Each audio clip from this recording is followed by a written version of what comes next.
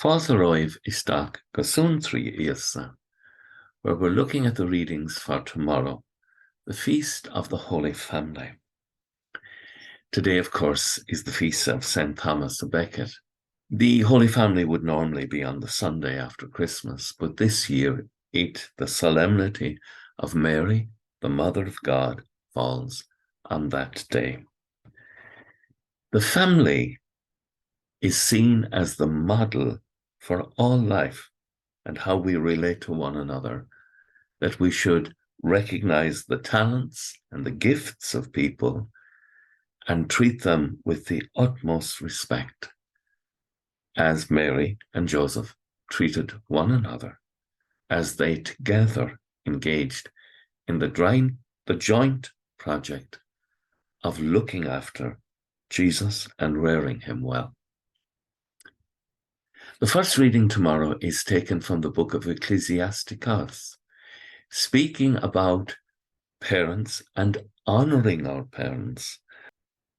Fourth, honor your father and your mother. The fourth commandment has a promise that if we do that, we will be blessed. This is basically what the reading tomorrow is saying. Whoever respects his father and his mother will bring about a blessing in their lives.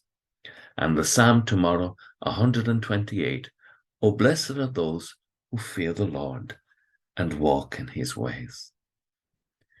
And then the gospel from St. Matthew, the story of the escape into Egypt, prompted by Joseph dreaming, the Lord sending him a dream, and he's warned, and he sets forth with his wife and child into Egypt, and they stay there until after Herod has died.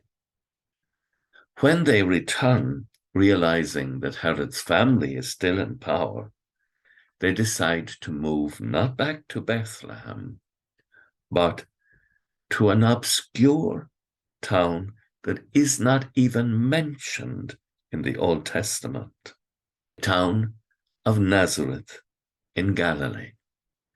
And Christ will grow up there in obscurity until the day that the Lord calls upon him to proclaim the kingdom of God.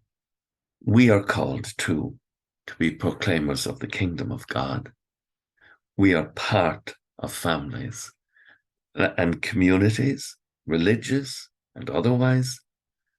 Let us use the model of the Holy Family in our dealings with others, and let us aspire to be as respectful as Mary and Joseph to one another.